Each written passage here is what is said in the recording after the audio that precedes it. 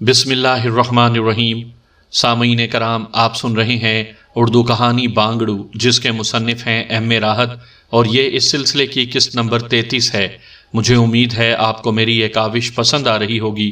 آپ نے اگر ابھی تک میرا چینل کہانی گھر سبسکرائب نہیں کیا تو ابھی میرے چینل کو سبسکرائب کر کے بیل نوٹیفیکیشن آن کر لیجئے، تاکہ آنے والی ہر نئی کہانی کی اطلاع بر وقت آپ تک پہنچ سکے۔ دوسری جانب شیکی بیچارہ عجیب و غریب حالات کا شکار ہو جاتا تھا۔ اسے اس دن نہ جانے کتنے گھنٹے وہاں رہنا پڑا، ناچ گانا سنتا رہا تھا اور سر دھنتا رہا تھا۔ ان لوگوں نے اسے زچ کر کے رکھ دیا تھا۔ پھر شام ہو گئی۔ شیکی نے بارہا ان سے درخواست کی کہ اسے واپس جانے دیا جائے اور سہیل بھائی کہاں ہیں، لیکن وہاں ان لوگوں نے کسی سہیل بھائی کا وجود ہی تسلیم نہیں کیا۔ وہ کہتے تھے کہ یہاں سہیل نامی کوئی چیز ہے ہی نہیں۔ بہرحال شیکی کی جان پر بن آئی تھی۔ شام کی چائے میں اسے کوئی نشہ آور چیز دے دی گئی، اور رات کو جب اس کی آنکھ کھلی تو وہ اپنے بیڈ روم میں موجود تھا۔ اس کی کیفیت بھی بہتر نہیں تھی۔ رات بھر جاگتا رہا اور ان حالات کے بارے میں سوچتا رہا۔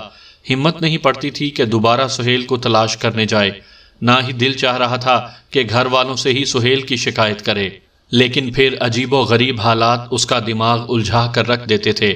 آخر کیا کہے گا لوگوں سے؟ کون اس کی بات پر یقین کرے گا؟ دوسرے دن وہ صبح ہی صبح سہیل کے کمرے کے دروازے پر پہنچ گیا۔ اس نے ہمت کر ڈالی تھی، کسی اور سے نہ سہی، کم از کم سہیل سے ہی اس سلسلے میں بات کرے۔ نوشاب کے لیے وہ انتہائی سنجیدہ ہو گیا تھا اور اس کی محبت کو کامیاب بنانا چاہتا تھا، لیکن اس کی پہلی کوشش کا نتیجہ جو کچھ ہوا تھا، اس نے شیکی کے حوصلے پست کر ڈالے تھے۔ تاہم سہیل کے دروازے پر اس نے دستک دی اور دروازہ کھلا پا کر اندر داخل ہو گیا۔ سہیل ایک مسہری پر دراز آرام سے لیٹا ہوا تھا۔ اس نے چونک کر شیکی کو دیکھا اور اٹھ کر بیٹھ گیا۔ آپ کیسے تشریف لائے؟ اس نے بھاری لہجے میں پوچھا۔ پوچھ رہے ہو کیسے تشریف لائے؟ شیکی نے آنکھیں عجیب سے انداز میں مٹکا کر کہا۔ کیا نام ہے آپ کا؟ سہیل نے سوال کیا۔ اچھا، اب نام بھی بھول گئے۔ میں شیکی ہوں، شفیع الدین شیکی۔ خوب، میں آپ کی کیا خدمت کر سکتا ہوں؟ یہ بتاؤ کل تم نے میرے ساتھ کیا سلوک کیا تھا؟ جی، سہیل نے حیران بھرے انداز میں پوچھا۔ میں کہتا ہوں وہ لوگ کون تھے؟ شیکی صاحب، کیا آپ نے کوئی افریقی نشہ کیا ہے یا مقامی طور پر ہی کوئی شراب وراب پی لی ہے؟ دیکھو، میں ایسی کوئی حرکت نہیں کرتا۔ سہیل بھائی، میرے ساتھ ایسی باتیں مت کریں۔ میں آپ سے پھر یہ سوال کرتا ہوں کہ میں آپ کی کیا خدمت کر سکتا ہوں؟ پہلے تو مجھے یہ بتاؤ کہ کل مجھے کہاں لے گئے تھے؟ میں آپ کو لے گیا تھا؟ تو پھر کیا اس بات کو بھی ماننے سے انکار کر دو گے؟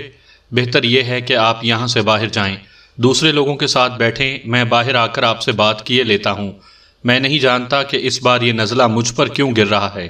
سہیل بھائی، میں آپ کا رشتہ دار ہوں، کچھ نہ کچھ تو لگتا ہی ہوں آپ کا۔ میرے ساتھ آپ نے جو کچھ کیا ہے وہ اچھا تو نہیں کیا۔ میں نے تو آپ سے ایک پیار کی تکمیل کی بھیک مانگی تھی۔ میں نے آپ کے سامنے جھولی پھیلائی تھی کہ آپ نوشاب کا دامن پیار سے بھر دیں، لیکن آپ نے میرا مضحکہ اڑایا، مجھے ان سسروں کے حوالے کر دیا جو نہ جانے کیا چیز تھے۔ ارے باپ رے، کمال کی چیز تھے۔ وہ عورتیں تھیں یا مرد، میں نہیں سمجھ سکا سہیل بھائی۔ سمجھ تو میں بھی آپ کو نہیں سکا ہوں شیکی بھائی، لیکن میں آپ سے اتنا عرض کر دوں کہ میں ذہن کو الجھانے کا قائل نہیں ہوں۔ آپ لوگوں کے معاملات سے مجھے کوئی دلچسپی نہیں ہے، براہ کرم مجھے تنہا چھوڑ دیں۔ ارے، تم تو واقعی ایسے بن رہے ہو جیسے کل میری اور تمہاری ملاقات ہی نہ ہوئی ہو۔ میری اور آپ کی ملاقات طویل عرصے سے نہیں ہوئی ہے شیکی صاحب، اور اگر آپ نے میرے سامنے کسی قسم کا کوئی ڈھونگ رچایا تو میں ٹیڑھا آدمی ہوں۔ بہتر یہ ہے کہ آپ اپنے بزرگوں سے یہ بات معلوم کر لیں۔ تعجب کی بات ہے، یہ نہیں ہو سکتا، یہ نہیں ہو سکتا، کوئی میں پاگل تھوڑی ہوں۔ مجھے تو آپ پاگلوں سے بھی بدتر لگتے ہیں۔ دیکھو میری توہین مت کرو، ورنہ کیا؟ سہیل نے مسکرا کر پوچھا۔ ورنہ میں یہ گھر چھوڑ دوں گا۔ خیر، مجھے اس سے دلچسپی نہیں ہے کہ آپ یہ گھر چھوڑیں یا نہ چھوڑیں، لیکن میں آپ کے ساتھ زیادہ وقت ضائع نہیں کر سکتا۔ پلیز گیٹ آؤٹ، سہیل نے غرائے ہوئے لہجے میں کہا، اور شیکی بوکھلا کر اسے دیکھنے لگا۔ پھر وہ گردن کھجاتا ہوا باہر نکل گیا تھا۔ شیکی نے صورتحال بھانپ لی تھی۔ اس نے محسوس کر لیا تھا کہ اگر اس نے سہیل کی بات نہ مانی تو سہیل اس کے ساتھ کوئی سلوک بھی کر ڈالے گا۔ لیکن عقل کی بات یہ تھی کہ یہ کیسے ممکن تھا، یہ کیسے ہو سکتا ہے۔ وہ پریشان سا سہیل کے کمرے سے نکل کر اپنی خوابگاہ کی جانب بڑھنے لگا، تب ہی اسے نوشاب نظر آ گئی اور نوشاب کو دیکھ کر وہ ٹھٹک گیا۔ نوشاب مکمل طور پر سنجیدہ اور پرسکون تھی۔ میں تمہارے ساتھ، میرا مطلب ہے تم سے گفتگو کرنا چاہتا ہوں، شیکی نے کہا۔ تشریف لائیے، اب تو آپ میرے بہت ہی قریبی ساتھی بن گئے ہیں، نوشاب نے مسکرا کر کہا، اور شیکی نوشاب کے ساتھ اس کے کمرے میں داخل ہو گیا۔ جی فرمائیے، عجیب واقعہ ہوا ہے، بہت ہی عجیب و غریب۔ کیوں، خیریت کیا ہوا؟ میں سہیل سے بات چیت کرنے گیا تھا۔ کب؟ کل۔ اچھا، پھر؟ وہ مجھے اپنے ساتھ لے گیا اور پھر ایک ایسی جگہ مجھے پھنسا دیا، نوشاب، جو اب تک میری سمجھ میں نہیں آئی۔ رات کو میں بے ہوشی کے عالم میں اپنے کمرے میں موجود تھا، لیکن ابھی میں نے سہیل سے بات کی تو اس نے انتہائی سختی سے اس بات کی تردید کر دی کہ میری اور اس کی کل کوئی ملاقات ہوئی ہے۔ تمہیں یقین ہے شیکی کہ تم کل سہیل صاحب سے ملے تھے اور تم نے ان سے بات چیت بھی کی تھی؟ نوشاب، میں تم سے جھوٹ نہیں بولوں گا، میں پورے ہوش و حواس میں کہہ رہا ہوں کہ ایسا ہی ہوا تھا، شیکی نے کہا۔ وہ جگہ کون سی تھی؟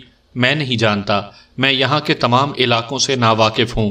بہت ہی عمدہ عمارت تھی، کوئی سوچ بھی نہیں سکتا تھا کہ اس عمارت میں ایسے بیہودہ لوگ مجھے ملیں گے۔ سہیل صاحب دوبارہ اس عمارت میں نظر نہیں آئے تھے؟ نہیں، بالکل نہیں۔ وہ لوگ کیسے تھے؟ بس وہ مرد تھے، لیکن عورتوں کے لباس میں ملبوس، گا بجا رہے تھے کمبخت، ایسی بھونڈی آوازیں تھیں کہ بس فن موسیقی کو تباہ کر کے رکھ دیا تھا انہوں نے۔ ڈھول بجا رہے تھے اور اچھل کود کر رہے تھے۔ میں تمہیں کیا بتاؤں نوشاب کہ میں کن حالات سے گزرا ہوں ان لوگوں کے ساتھ، اور پھر ایک وقت میں نہیں، مسلسل کئی گھنٹے تک ایک کے بعد ایک جوڑا کھڑا ہو جاتا تھا اور مجھے ان لوگوں نے بولنے تک نہیں دیا تھا۔ تعجب کی بات ہے، ایسی کسی جگہ سے سہیل صاحب کا کیا تعلق؟ نوشاب پریشان لہجے میں بولی۔ میں خود بھی اتنا ہی پریشان ہوں، اب مجھے بتاؤ مجھے کیا کرنا چاہیے؟ کچھ نہیں شیکی صاحب، اب آپ آرام کریں، بلا وجہ اس جھگڑے میں آپ پڑ گئے، اپنی محبت کے ہاتھوں مجبور ہو کر۔ میرے خیال میں یہ معاملات میں خود سنبھال لوں گی، آپ مطمئن رہیں۔ تم سنبھال لو گی؟ تم؟ شیکی نے عجیب سے انداز میں کہا۔ ہاں شیکی صاحب، میں اس سلسلے میں آپ کو اپنا رازدار نہیں بنا سکتی۔ کچھ ایسی باتیں میرے علم میں آئی ہیں جن پر مجھے شدید حیرت ہے، لیکن زندگی میں پہلی بار میرے دل میں ایک عزم بھی جاگا ہے، نوشاب نے کہا۔ کیسا عزم؟ یہی کہ ان حالات پر مجھے خود قابو پانا ہوگا۔ سہیل کو انسان بنانا اب میری ذمہ داری ہے۔ میں ہرما نصیبوں کی طرح آہیں نہیں بھروں گی، بلکہ اپنی زندگی بنانے کے لیے عملی اقدامات کروں گی۔ مگر وہ اقدامات کیا ہوں گے؟ میں نے کہا نا، ابھی میرا ذہن خود اس سلسلے میں صاف نہیں ہے۔ دیکھوں گی کہ اونٹ کس کروٹ بیٹھتا ہے۔ اونٹ؟ شیکی نے چونک کر ادھر ادھر دیکھا اور پھر نوشاب مسکرانے لگی۔ ٹھیک ہے، میری مراد کچھ اور تھی۔ آپ آرام کریں، اور شیکی مغموم انداز میں گردن ہلاتا ہوا وہاں سے چلا گیا۔ رینبو کلب میں اب سہیل باقاعدہ نہیں آتا تھا، لیکن اس کی ممبرشپ برابر جاری تھی۔ جب بھی اسے فرصت ہوتی وہ اپنی اس پرانی جگہ ضرور پہنچتا۔ آج بھی جب وہ رینبو میں داخل ہوا تو بے شمار نگاہیں اس کی جانب اٹھ گئیں، بہت سی آوازیں اس کے کانوں سے ٹکرائیں۔ مادام زیب نے گہری سانس بھر کر کہا، آہ، یہ کمبخت جب بھی آتا ہے سارے چراغ گل ہو جاتے ہیں۔ چراغ؟ مادام زیب کے نزدیک بیٹھی ہوئی مسز ڈومینیک نے طنزیہ انداز میں کہا۔ مسز ڈومینیک، آپ کا کیا خیال ہے اس شخص کے بارے میں؟ بس ایک خوبصورت نوجوان ہے، اور کیا خاص بات ہے اس میں؟ یہ آپ کہہ رہی ہیں مسز ڈومینیک؟ مسز زیب نے حیرانی سے کہا۔ کیا مطلب ہوا اس بات کا؟ آپ جو اس سلسلے میں خاصی شہرت پا چکی ہیں، مسز زیب بولیں۔ شہرت سے آپ کی کیا مراد ہے مسز زیب؟ براہ کرم ذرا تفصیلی روشنی ڈالیں گی؟ اوہ سوری، اگر آپ تسلیم کرنے کو تیار نہیں ہیں تو پھر یاد دہانی آپ کے لیے ناخوشگوار ہوگی۔ میں چھچوری باتوں کو زیادہ پسند نہیں کرتی، مسز ڈومینیک نے کہا۔ بہت خوب، گویا جو چیز انسان کو حاصل نہ ہو اور جہاں وہ ناکامیوں سے دوچار ہو تو پھر اس کا تذکرہ چھچوری بات ہو جاتی ہے۔ بہر صورت میں آپ سے کوئی اختلاف نہیں کرنا چاہتی، بس یوں ہی برسبیل تذکرہ بات نکل آئی تھی۔ مجھے نہیں معلوم تھا کہ آپ اس طرح چڑ جائیں گی۔ پاگل ہوں نا جو میں چڑ جاؤں، تم نے بات ہی بدتمیزی کی تھی۔ دیکھیے مسز ڈومینیک، میں ذرا ٹیڑھی قسم کی آدمی ہوں۔ اس وقت تک خیال کرتی ہوں انسان کا جب تک وہ شرافت کے موڈ میں رہے۔ بات میں نے غلط نہیں کہی ہے، جو کچھ سنا ہے آپ کے بارے میں اور جو حالات یہاں موجود تمام لوگوں کو معلوم ہیں انہی کا تذکرہ نکل آیا تھا، لیکن اس میں ایسی کوئی بات نہ تھی جس سے آپ کی ہتک منظور ہوتی۔ تم فضول عورت ہو، میں تم سے بات کرنا بھی پسند نہیں کرتی۔ مسز ڈومی نے کرسی کھسکا کر کھڑی ہو گئی۔ مسز زیب نے ادھر ادھر دیکھا، غصہ تو اسے بہت آیا تھا لیکن خون کے گھونٹ پی کر رہ گئی۔ مسز ڈومینیک جیسی رنگی سیار عورتوں سے وہ اچھی طرح واقف تھی۔ ویسے سچی بات تو یہ تھی کہ مسز زیب سہیل کے چکر میں خود بھی تھیں، لیکن وہ کمبخت کسی کے ہاتھ میں آنے والی چیز کہاں تھا۔ بہر صورت سہیل ان تمام باتوں سے بے نیاز اپنی جگہ پر جا بیٹھا۔ اس کی میز اس کی غیر موجودگی میں بالکل خالی رہتی تھی۔ پھر اس کی نگاہ ایک سمت اٹھ گئی۔ مسز درانی بیٹھی تھیں۔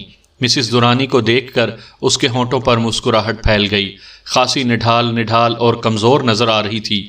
چہرے پر بھی کچھ تبدیلیاں پیدا ہو گئی تھی۔ یقیناً صعوبتوں سے گزری تھی اور یہ صعوبتیں اس پر اثر انداز ہوئی تھیں۔ سہیل کے علاوہ اور کون اس کی ان تمام کیفیتوں سے واقف ہو سکتا تھا؟ سہیل جانتا تھا کہ خانہ بدوشوں میں وہ ایک اعلیٰ زندگی گزار چکی ہے اور اس کے بعد راگھو خان کے گروہ میں رہی ہے۔ ظاہر ہے اس کی جو حالت بھی نہ ہوتی کم تھی۔ بہرحال سہیل اس شاطر عورت سے اب بھی ہوشیار تھا اور کسی طور پر اس بات پر یقین کرنے کے لیے تیار نہیں تھا کہ اب وہ مخلص ہو گئی ہوگی۔ ایسی عورتوں سے وہ بخوبی واقفیت رکھتا تھا۔ البتہ زاہد ظفر کی شخصیت اسے پسند آئی تھی۔ اسے علم ہو گیا تھا کہ مسز درانی نے زاہد ظفر کو شیشے میں اتارنے کی کوشش کی تھی اور وہ بیچارہ بھی اس کے ساتھ ہی عطاب کا شکار ہوا تھا، ورنہ دوسرے انداز میں وہ بہتر انسان تھا اور سہیل اس کے بارے میں کئی باتیں سن چکا تھا۔ ایک ویٹر کو اشارہ کر کے اس نے اپنے لیے کافی منگوائی اور کافی آنے کے بعد اس کے چھوٹے چھوٹے سپ لینے لگا۔ پھر اس نے کلب کے ہال میں ایک شخص کو دیکھا جو ایک خوبصورت لباس میں ملبوس کلب میں داخل ہوا تھا۔ یہ شخصیت سہیل کی جانی پہچانی تھی۔ یہ دوسری بات تھی کہ کبھی ان میں باقاعدہ تعارف نہیں ہوا تھا اور وہ دونوں ایک دوسرے سے متعارف نہیں تھے، لیکن سہیل نے ایک لمحے میں یہ محسوس کر لیا کہ وہ شخص اس کی جانب آ رہا ہے۔ اس کے ہونٹوں پر مسکراہٹ تھی۔ سہیل پر اطمینان نگاہوں سے اس شخص کو دیکھتا رہا اور وہ شخص اس کے قریب پہنچ گیا۔ مسٹر سہیل، اس نے تھوڑا سا جھک کر کہا، میرا نام US جوشی ہے۔ جی، سہیل پھر اسی انداز میں بولا، آپ کا کچھ وقت لینا چاہتا ہوں، تشریف رکھیے۔ سہیل آہستہ سے بولا اور جوشی کرسی گھسیٹ کر بیٹھ گیا۔ بدقسمتی سے میرا تعلق پولیس سے ہے اور اگر کوئی پولیس افسر کسی سے خصوصی تعارف حاصل کرنے کی کوشش کرے تو اس کا کچھ مطلب ہوتا ہے، جوشی نے کہا۔ ویٹر، سہیل نے ویٹر کو آواز دی اور ویٹر قریب آ گیا۔ شکریہ، میں کچھ نہیں پیوں گا، جوشی نے کہا، لیکن سہیل نے اس کی بات پر غور نہیں کیا تھا بلکہ اس نے اپنے لیے ہی کچھ اور چیزیں طلب کی تھیں۔ اس بد اخلاقی پر جوشی نے بڑی سبکی محسوس کی تھی، لیکن پھر اس نے خود کو سنبھال لیا۔ یوں لگتا ہے جیسے آپ مجھ سے واقف ہیں مسٹر سہیل، کیا میرا یہ خیال درست ہے؟ جوشی نے مسکراتے ہوئے کہا۔ کیا یہ تعجب خیز بات ہے؟ نہیں، بس یہ مجھے اپنی عزت افزائی محسوس ہوتی ہے۔ ویسے مجھے افسوس ہے کہ کچھ دیر کے بعد ہمارے یہ تعلقات خوشگوار نہ رہ سکیں گے۔ آپ کسی خاص مقصد کے تحت میرے پاس آئے ہیں؟ ہاں، بہتر یہ ہے کہ اس موضوع پر بات کریں اور اس کے بعد آپ میرے دوستوں کو موقع دیں۔ اوہ ضرور، میں خود دیکھ رہا ہوں کہ بہت سے حسین چہرے آپ کی طرف متوجہ ہیں۔ آفیسر، میں زیادہ با اخلاق انسان نہیں ہوں، سہیل نے کسی قدر ناخوشگوار لہجے میں کہا۔ ہاں ٹھیک ہے، ویسے لوگ میرے بارے میں بھی زیادہ اچھے خیالات نہیں رکھتے۔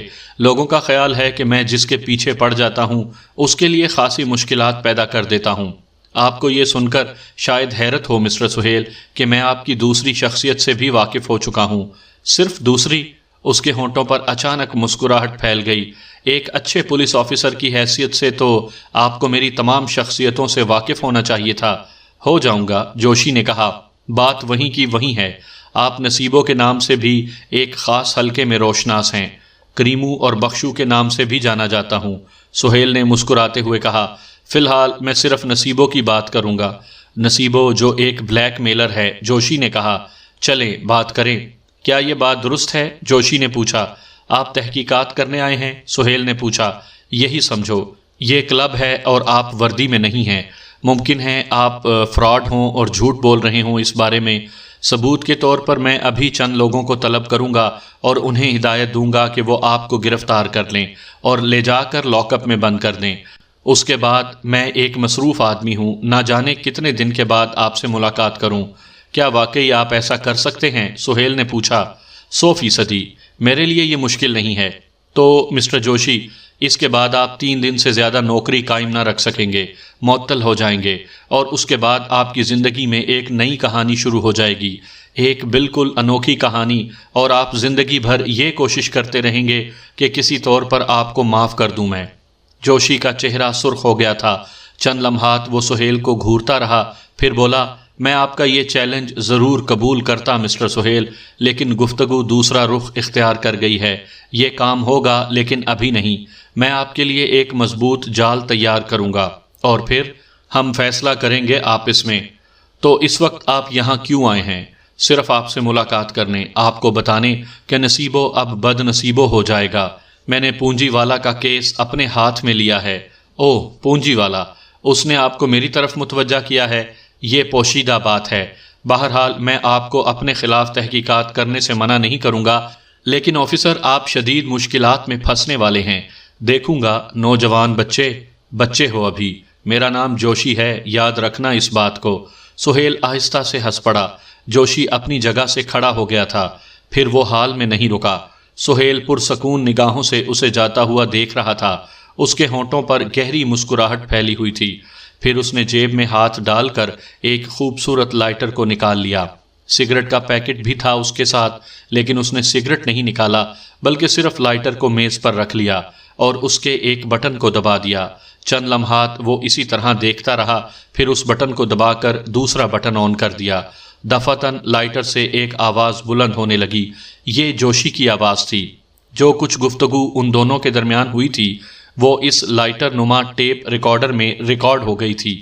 سہیل نے 2-3 بار اس ریکارڈر کو سنا، پھر لائٹر بند کر کے جیب میں ڈال لیا۔ وہ کافی مسرور نظر آ رہا تھا۔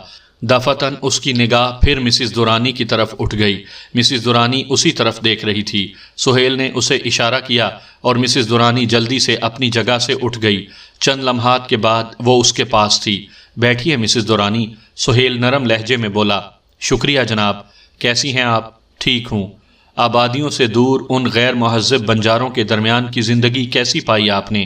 اس موضوع پر گفتگو ضروری ہے، مسز دورانی نے کہا۔ اگر آپ نہیں پسند کرتی تو ٹھیک ہے، میں آپ کو مجبور نہیں کروں گا۔ میرا مضحکہ اڑاؤ گے؟ معاف کر چکا ہوں، اس لیے نہیں، سہیل نے جواب دیا۔ اس کے لیے مشکور ہوں۔ سچ بات بتاؤں، اس زندگی نے دل میں ایک ہوک سی پیدا کر دی ہے۔ کیسی ہوک؟ بس سہیل، میں کیا بتاؤں تمہیں اپنے بارے میں؟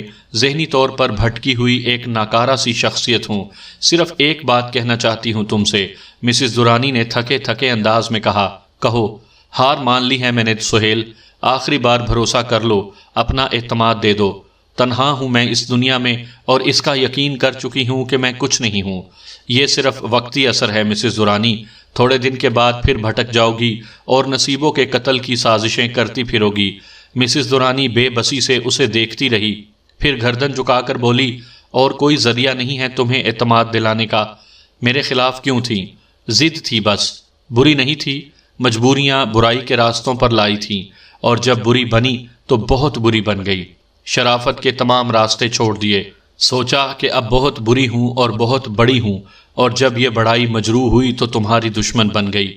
بار بار تمہارے سامنے بے بس ہوئی اور احساس ہوا کہ اتنی بڑی نہیں جتنی سمجھتی رہی ہوں۔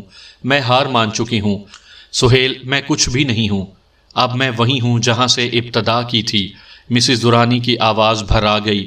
کوئی کردار نہیں ہے میرا، ان فحاشاؤں کی مانند ہوں جن پر عورت کی چھاپ مذاق لگتی ہے، جو شرماتی ہیں تو ہنسی آتی ہے کہ شرم سے ان کا کیا تعلق، جن کی آنکھوں میں کہیں سے بھولی بھٹکی محبت چلی آتی ہے تو بے اختیار جیبوں پر ہاتھ پہنچ جاتے ہیں کہ کہیں نگاہوں سے جیب نہ کتر لیں۔ کیا کروں نصیبو، بتاؤ کیا کروں میں؟ بزدل ہوں، مر نہیں سکتی، کیسے جیوں؟ بہت جذباتی ہو رہی ہو مسز دورانی، اس ماحول میں خود کو سنبھالو۔ کہاں تک سنبھالوں سہیل؟ تم نے مجھ سے میری بڑائی چھین لی۔ میں کچھ بھی نہیں ہوں سہیل، کچھ بھی نہیں۔ اس دنیا میں کوئی کچھ نہیں ہے مسز دورانی، خود کو کچھ بھی سمجھ لو۔ در حقیقت کچھ بھی نہیں ہو۔ آؤ اٹھو، یہاں سے آؤ۔ سہیل نے کہا اور مسز درانی خاموشی سے اٹھ گئیں۔ تھوڑی دیر کے بعد سہیل کی کار برق رفتاری سے ساحل کی طرف دوڑ رہی تھی۔ اس کے چہرے پر خاموشی چھائی ہوئی تھی اور مسز درانی کو اس کا یہ روپ عجیب عجیب سا لگ رہا تھا۔ ساحل پر سہیل نے گاڑی روک دی، دونوں نیچے اتر آئے تھے اور مسز درانی اس کے ساتھ آگے بڑھتی رہیں۔ کیا بننا چاہتی ہو؟ طویل خاموشی کے بعد سہیل نے پوچھا۔ میں نہیں سمجھی، کیا بننا چاہتی ہو؟ کچھ نہیں، اب کچھ بھی نہیں، سارے دروازے بند کر چکی ہوں، صرف ایک خواہش ہے دل میں، نہ پوری ہوئی تو جان دے دوں گی، آخری فیصلہ ہے۔ مسز درانی نے کہا۔ کیا خواہش ہے؟ تم آخری بار مجھے خلوص دل سے معاف کر دو، اپنے ہم رازوں میں، اپنے خاص ساتھیوں میں شامل کر لو، میں تمہارا دوسرا حصہ بن جاؤں، بس جو کچھ ہو چکا ہے اسے فراموش کر دو۔ میں بڑی نہیں ہوں، ایک بڑے ساتھی کا بننا چاہتی ہوں۔ میں جانتی ہوں کہ اب میری تشنا خواہشات اسی طرح پوری ہوں گی، اس میں کوئی شک و شبہ نہیں کرو سہیل۔ ٹھیک ہے مسز درانی، میں نے تمہارے سچ کو تسلیم کر لیا ہے، لیکن آخری بار، اس کے بعد اگر تم نے مجھے کوئی دھوکہ دیا تو میں تمہیں اذیت سے قتل کروں گا اور اس طرح ماروں گا مسز درانی کہ موت بھی کانپ جائے گی۔ مجھے منظور ہے، مسز درانی نے کہا۔ چلو چھوڑو ان باتوں کو، اب تم مطمئن ہو؟ بہت زیادہ۔ ابھی ایک پولیس افسر نے مجھ سے ملاقات کی تھی۔ ہاں، میں اسے جانتی ہوں۔ گڈ، کب سے؟ طویل عرصے سے۔ وہ خود بھی تمہیں جانتا ہے؟ نہیں۔ یہ عمدہ بات ہے۔ بہرحال یہ پہلا موقع ہے کہ کوئی پولیس افسر اس طرح میرے پاس پہنچا ہے۔ اس نے مجھے مسٹر پونجی والا کا حوالہ دیا ہے، لیکن سیٹھ پونجی والا مجھے فون کر کے پہلے ہی مجھے اس کے بارے میں ہدایات دے چکا ہے۔ اس کا مقصد ہے کہ اس کی ڈور کہیں اور سے ہلائی جا رہی ہے، کوئی اور اس کی پشت پر موجود ہے۔ ممکن ہے سہیل، مسز درانی نے کہا، اس کے بارے میں پتہ لگانا پڑے گا، اسے مٹھی میں لینا بہت ضروری ہے۔ سہیل پرخیال انداز میں بولا۔ آ جائے گا سہیل، اس کی فکر مت کرو۔ کیا مطلب؟ بہت جلد، ایک آدھ دن میں کچھ کام کروں گی، یہ شخص تمہارے لیے مشکل نہیں بنے گا۔ کوئی خاص خیال ہے ذہن میں؟ ہاں۔ بتاؤ گی نہیں؟ اس کی ایک دکھتی رگ میں جانتی ہوں۔ فوزیہ ڈینہام میری گہری دوست ہے اور اس کی مالک، یہ اپنی زندگی کا تمام حساب کتاب اس کے پاس رکھتا ہے، اور فوزیہ وہ مجھے سارے کھاتے دکھائے گی۔ ویری گڈ مسز درانی، آج ہی؟ ہاں آج ہی، مگر اس کا مجھ تک پہنچنا کوئی اچھی بات نہیں ہے۔ مجھے کچھ اعتراضات بھی ہیں سہیل۔ کیسے اعتراضات؟ تمہاری اپنی ایک حیثیت ہے، تم نے ایک مقام بنایا ہے اپنا، بے شک تم بہت ذہین ہو، اعلیٰ مقام رکھتے ہو، تمہارے ہاتھ اتنی دور دور تک پھیلے ہوئے ہیں کہ ان کی وسعت کا اندازہ لگانا مشکل ہے۔ لیکن سہیل یقین کرو، ایک بات میں نے بارہا تمہارے بارے میں سوچی ہے۔ کیا؟ تم نے اپنا نام بدلا ہے، اپنی شخصیت پوشیدہ نہیں رکھی، جبکہ وہ نہ صرف تمہارے بلکہ تمہارے اہل خاندان کے لیے بھی شدید نقصان دہ ہو سکتی ہے۔ کس طرح؟ سہیل نے پوچھا۔ کچھ لوگ نصیبوں کا شکار ہو کر سہیل کے گھر پر حملہ کر سکتے ہیں، کیونکہ وہ جانتے ہیں کہ سہیل اور نصیبوں ایک ہی ہیں۔ سہیل کسی گہری سوچ میں گم ہو گیا، پھر اس نے مسکراتے ہوئے کہا، بہت معمولی سی بات ہے، بہت ہی معمولی بات۔ کیوں؟ کوئی ساری زندگی یہ ثابت کر سکے گا کہ سہیل اور نصیبوں ایک ہی ہیں؟ کبھی ثابت نہ کر سکے گا۔ وہ کیسے؟ یہی تو نصیبوں کا کھیل ہوگا۔ تمہاری اس نشاندہی کا شکریہ، اچھی بات بتائی ہے، لیکن سمجھو یہ کبھی نہ ہوگا۔ اس سلسلے میں سب ٹھیک ہو جائے گا، تم ضرور کچھ کر لو گے، مجھے یقین ہے۔ لیکن سہیل تم آخر کیا ہو؟ میں تمہارے بارے میں ہمیشہ الجھن میں رہی ہوں، کبھی کچھ نہ جان سکوں گی تمہارے بارے میں۔ کچھ تو بتاؤ سہیل، کیا پوچھنا چاہتی ہو؟ تم نصیبوں کیوں ہو؟ اس لیے کہ میں نصیبوں نہیں ہوں، اس لیے کہ میں سہیل نہیں ہوں، اس لیے کہ میں کچھ نہیں ہوں، اس لیے کہ اس کائنات میں میرا تیسرا نمبر ہے، نہ میں مکمل مرد ہوں نہ عورت ہوں، ان دونوں صفتوں میں سے میری صفت کچھ نہیں ہے، تو پھر میں کیا ہوں؟ بتاؤ مجھے۔ میری ماں مجھے نہیں بتا سکی، میرا باپ مجھے نہیں بتا سکا، اور لا تعداد ڈاکٹر نہیں بتا سکے، پھر کون بتائے گا؟ تو پھر میں خود کو کیا سمجھوں؟ میں اپنے آپ کو محسوس کرتا ہوں، میں خود جانتا ہوں، میں ایک قوی ہیکل مرد ہوں، ایک خوش شکل عورت ہوں۔ میں ان قوتوں کو آزماتا ہوں تو خود کو مکمل پاتا ہوں، پھر میں نامکمل کیوں ہوں؟ جواب دو میری ہمدرد، میں مکمل ہو کر نامکمل کیوں ہوں؟ میں اس فلسفے کو جھٹلاتا ہوں، کائنات میں، سماج میں، انسانوں میں میرا کوئی مقام نہیں ہے، تو میں نے خود اپنا مقام بنایا ہے، میں نے خود کو منوایا ہے، میں بہت کچھ ہوں، بہت کچھ، اور یہی میری انا ہے، اسی میں میری زندگی ہے۔ مسز درانی عجیب سی نگاہوں سے اسے دیکھ رہی تھیں۔ اس کی آنکھوں میں ہمدردی کے آثار نظر آ رہے تھے۔ پھر اس نے کہا، ڈاکٹروں سے رجوع ہونے سے بھی کوئی نتیجہ نہیں نکلا؟ نہیں مسز درانی، تم نے مجھے جان لیا۔ اس کے بعد میرے سلسلے میں گفتگو ختم، آؤ واپس چلیں۔ اوکے مسز درانی نے کہا، اور دونوں خاموشی سے کار میں بیٹھ کر واپس چل پڑے۔ کہاں جاؤ گی؟ سہیل نے پوچھا۔ مجھے رینبو کے پاس اتار دو، میری کار وہاں موجود ہے، مسز درانی نے کہا۔ اور پھر رینبو کے پاس اترتے ہوئے اس نے کہا، کہاں فون کروں؟ سہیل نے اسے ایک نمبر دے دیا تھا۔ اس کے بعد اس نے اپنی کار آگے بڑھا دی۔ تھوڑی دیر کے بعد وہ ایک بالکل اجنبی عمارت میں داخل ہوا تھا جہاں چند افراد موجود تھے۔ وہ سب سہیل کے سامنے مؤدب نظر آ رہے تھے۔ سہیل ایک کمرے میں داخل ہو گیا۔ ایک آرام دہ خوابگاہ تھی جس میں ضرورت زندگی کے سارے لوازمات موجود تھے۔ سہیل جوتے وغیرہ اتار کر مسحری پر دراز ہو گیا اور پھر وقت گزرتا رہا۔ تقریباً 11 بجے ٹیلی فون کی گھنٹی بج اٹھی اور سہیل نے ریسیور اٹھا لیا۔ ہیلو، مسز درانی بول رہی ہوں۔ کام ہو گیا مسز درانی؟ ہاں نصیبو، بہت شاندار کام ہو گیا ہے، ایسا کہ تم خوش ہو جاؤ گے، مسز درانی نے کہا، اور سہیل دلچسپی سے دوسری طرف کی گفتگو سننے لگا۔ مسز درانی کی زبانی تھوڑی دیر تک تفصیل سننے کے بعد سہیل نے کہا، بس باقی گفتگو سامنے بیٹھ کر ہوگی۔ کوئی ضروری مصروفیت ہے تمہیں؟ نہیں جناب، میں آپ کی خادمہ ہوں، حکم دیں۔ مسز درانی کی آواز ابھری اور سہیل کے ہونٹوں پر مسکراہٹ پھیل گئی۔ کیا بات ہے مسز درانی، ضرورت سے زیادہ مہذب ہوتی جا رہی ہو، اس نے مسکراتے ہوئے کہا۔ دوسری طرف چند لمحات خاموشی چھائی رہی، پھر مسز درانی کی آواز سنائی دی، اس بات کو جانے دیں سہیل۔ خیر آ جاؤ، بالمشافہ بات چیت ہوگی۔ کہاں پہنچوں؟ 18 رینک لائن، دیکھا ہے یہ علاقہ؟ بہت اچھی طرح، آ رہی ہوں۔ 18 بتایا ہے نا؟ ہاں۔ اوکے میں پہنچ رہی ہوں، مسز درانی نے کہا اور فون بند کر دیا۔ سہیل بھی ریسیور رکھ کر مسز درانی کا انتظار کرنے لگا۔ اس نے نزدیک رکھے انٹرکام کا بٹن آن کیا اور دوسری طرف سے آواز ابھری، یس سر، مسز درانی آ رہی ہیں، اسے احترام سے میرے پاس پہنچا دو۔ بہت بہتر جناب، دوسری جانب سے جواب ملا اور سہیل انٹرکام کا بٹن آف کر کے پھر اسی انداز میں کرسی پر دراز ہو گیا۔ اس کی آنکھیں گہری سوچ میں ڈوبی ہوئی تھیں۔ اس وقت تک مکمل خاموشی طاری رہی جب تک مسز درانی وہاں نہ پہنچ گئی۔ اندر داخل ہوئی تو حیران سی تھی۔ سہیل کو دیکھ کر اس کے چہرے پر کسی قدر شگفتگی نظر آئی۔ Hello Mrs Durrani. Hello, Mrs Durrani نے کہا۔ سہیل نے اسے بیٹھنے کی پیشکش کی اور مسز درانی شکریہ ادا کر کے بیٹھ گئی۔ پھر آہستگی سے بولی، یہ عمارت سہیل، یہ عمارت کیوں؟ کیا کوئی خاص بات ہے؟ ایک یاد، تقریباً 7 سال قبل کی بات ہے، مجھے اس عمارت میں لایا گیا تھا۔ 7 سال قبل؟ یہ میرے پاس نہیں تھی، اب تمہاری ملکیت ہے؟ ہاں، کیا پیو گی؟ اگر مل سکے تو کافی پلا دو۔ اس عمارت میں دوبارہ داخل ہو کر ایک عجیب سی ذہنی تھکن کا شکار ہو گئی ہوں۔ سہیل نے ایک نزدیکی بٹن دبایا اور کافی کے لیے کہہ دیا۔